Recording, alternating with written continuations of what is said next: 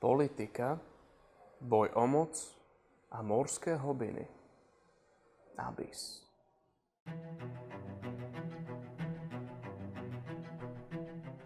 Je určená pre mierne skúsenejších hráčov, avšak netreba sa jej báť. Je síce komplexná, ale za to prístupná. Zahráte si ju v dvojici, trojici a štvorici a trvá maximálne 45 minút.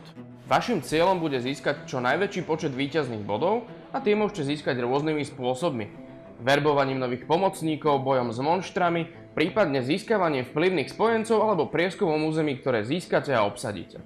Nepovinnou súčasťou začiatku každého ťahu hráča môže byť doplnenie senátu a následne sa dostávame k samotnému kolu, kde môžete urobiť presne jednu z troch možných akcií. Presne jednu akciu môžete vykonať buď na stupnici prieskumu, v sneme alebo v senáte. Ak sa rozhodnete pre prieskum, vyložíte kartičku a zaujímavou súčasťou hernej mechaniky je to, že si ju najskôr môžu zadovážiť vaši súperi. Ak ju nemajú záujem, môžete si ju zobrať vy, prípadne pokračovať s vykladaním kartičiek do konca, kým sa nerozhodnete vaše kolo ukončiť. Ak by ste počas vášho prieskumu našli na kartičke monštrum, môžete sa rozhodnúť s ním bojovať. A vtedy sa automaticky vyhodnocuje, že ste súboj vyhrali a vezmete si odmenu podľa stupňa ohrozenia, ktoré toto monštrum v tom danom momente má. Ak by ste s ním ale bojovať nechceli, proste posuniete úroveň hrozby o jednu vyššie a pokračujete ďalej. Všetky vyložené kartičky, ktoré po prieskume v hre ostali, na konci kola hráča odchádzajú na svoje presne stanovené miesto do snemu. V sneme je zastúpených 5 podmorských ráz, no a ak sa vašu akciu rozhodnete vykonať práve na tomto mieste, z týchto ráz si môžete zobrať celú jednu kôpku kariet. Na karty v tejto kôpke sa však nemôžete pozrieť.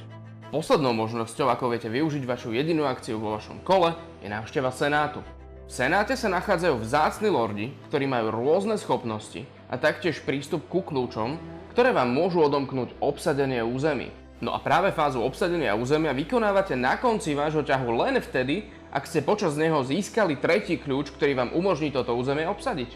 Práve tieto územia vám vedia na konci hry pridať veľmi pekný počet víťazných bodov navyše.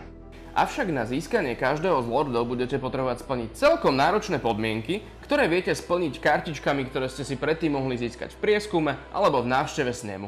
Ak by vám na zakúpenie lorda predsa len chýbalo trebárs dostatočný počet bodov alebo jedna z ráz, môžete tento deficit zaplatiť perlou. Hra končí, ak sa jednému z hráčov podarí naverbovať svojho 7. lorda, prípadne ak lordov do senátu už nemáte ako doplniť.